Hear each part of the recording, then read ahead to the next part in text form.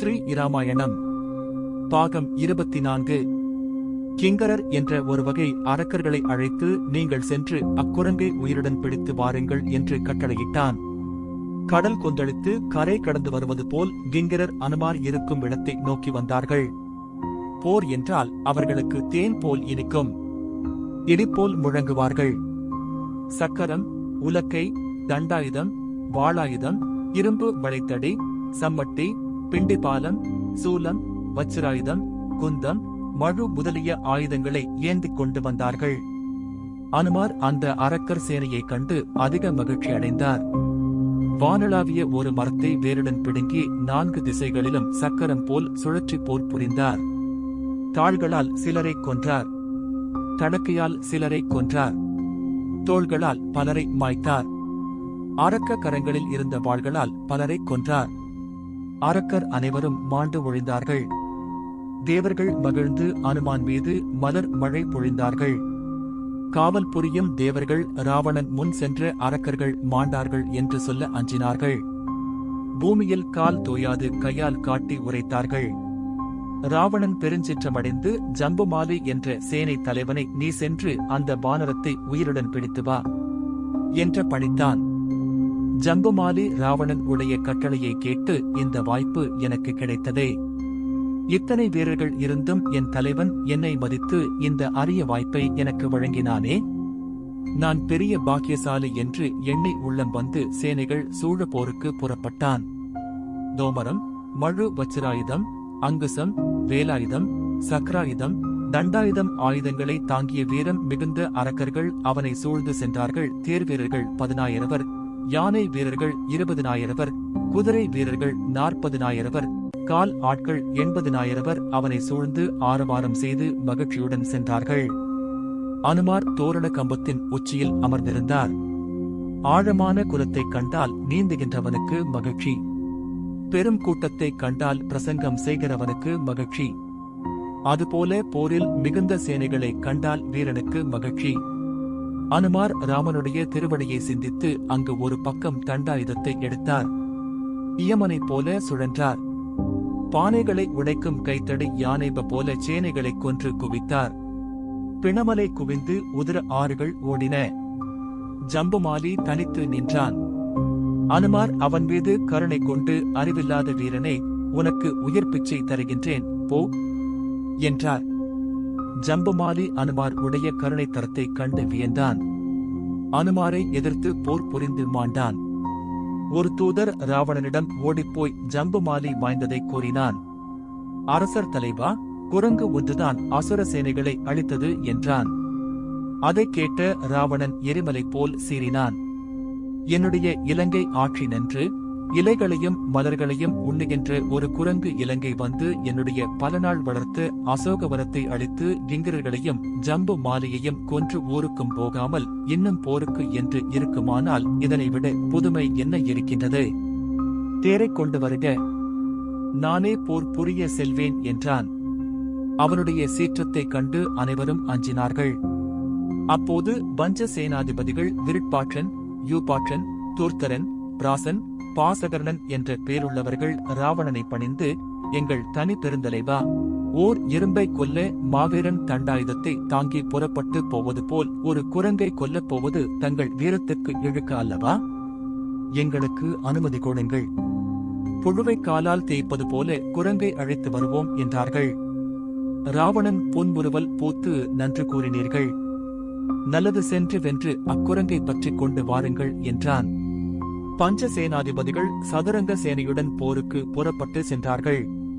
அவ்வாறு அரக்க வீரர்கள் போருக்கு போகும்போது அவர்களின் மனைவிமார்களும் புதல்வர்களும் அவர்களை இடைமறித்து அழுது தொழுது போருக்கு போக வேண்டாம், போனால் திரும்பி வரமாட்டீர்கள்.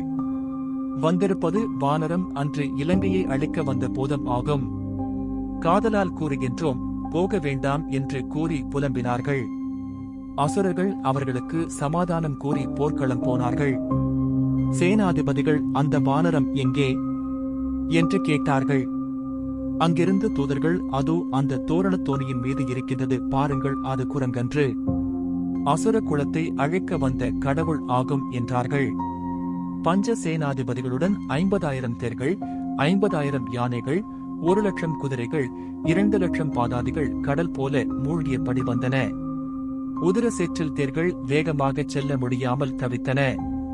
அனுமார் போருக்கு கொண்டு யானையுடன் மற்றொரு யானையை மோதியும் தேருடன் மற்றொரு தேரை மோதி அழித்தும் அவர்கள் கையில் உள்ள ஆயுதங்களை பறித்தும் அந்த ஆயுதங்களாலேயே அவர்களைக் கொன்றும் ஊழி காலத்தில் எழுகின்ற அக்கினியைப் போல் அந்த அசுர சேனைகளை அழித்து 5 சேனாதிபதிகளையும் உதைத்து வதைத்தார். சுவை, ஒளி, ஊறு, ஓசை, நாற்றம் என்ற 5 ஐம்புலன்களையும் ஞானி ஒருவரை அடக்குவது போல அனுமார் ஒருவரே பஞ்ச சேனாதிபதிகளையும் வதைத்தார். ஆன்மாக்கள் ஆகிய நமக்கு மிக்க அல்லல் தருவது இந்த 5 ஐம்புலன்களே ஆகும். ஐம்புல வேடரின் அயர்ந்தனை என்பது சிவஞான போதம். வளைத்து நின்றவர் கள்வர் மனத்திடை துயரம் செய்து என்கிறார் அப்பர் பெருமான். ஓர ஒட்டார் ஒற்றை உன்ன ஒட்டார் மலர் இட்டனதாள். சேர ஒட்டார் ஐவர் செய்வதென்யான் என்கிறார் அருணகிரிநாதர். பஞ்ச சேனாதிபதிகள் 5 ஐம்புலன்களை ஒத்தார், அனுமார் அறிவை ஒத்தார். காவலர்கள் ஓடி ராவணனை பணிந்து துக்கப்படுவார் போல் நடித்து, வேந்தே, சேனைகளுடன் சென்ற 50 சேனைத் தலைவர்கள் அக்குரங்கினால் கொல்லப்பட்டார்கள். அந்த வானரம் சோம்பி இருக்கின்றது என்றார்கள். இலங்கை முழுவதும் மாதார்களின் அழுகை ஒலி நிறைந்தது. மகன் மாண்டான் என்றும் மணவாளன் மாண்டான் என்றும் உடன் பிறந்தான் இறந்தான் என்றும் அரக்கியர்கள் வாய்விட்டு அழுதார்கள். பரமபதி விரதையாகிய சீதாதேவி ஒருத்தியை அழவைத்த பாவம் இன்று இலங்கையை அழுகின்றது. பஞ்ச சேனாதிபதிகள் மாண்டார்கள் என கேட்டு ராவணன் பெருஞ்சிற்றமடைந்தான். மீண்டும் தானே போருக்கு ஆயத்தமானான். அப்போது அவருடைய கடைசி மகன் அக்ஷகுமாரன் தந்தையை வந்தனம் புரிந்து, தந்தையே, நான் ஒருவன் இருக்கின்றேன் என்ற எண்ணமே இல்லையா? இந்த வாய்ப்பை எனக்கு கொடுங்கள். தூணில் இருந்து வந்த நரசிங்கனே என்றாலும் உலகை ஒரு பந்து போல தன் தந்தத்தால் தூக்கியவாறாகவே ஆனாலும் நான் கொல்லவல்லேன். என் ஆற்றல் உலகம் அறிந்து பாராட்டும். எனக்கு கட்டளையிடும். ஒரு நொடியில் குரங்கை பற்றி வருவேன் என்றான். ராவணன் மகனை மார்புறன் தழுவி விடை கொடுத்து அனுப்பினான்.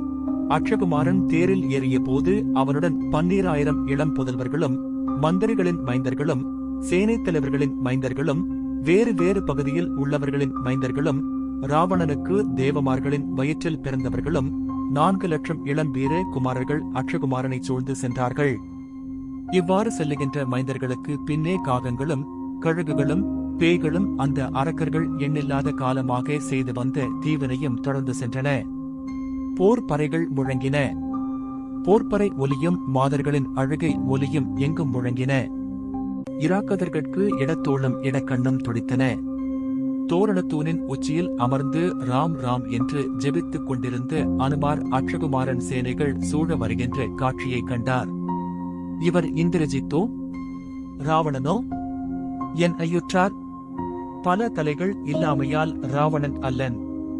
இவன் மிக்க இளமையாக இருப்பதனால் இந்திரஜித்தும் அன்று.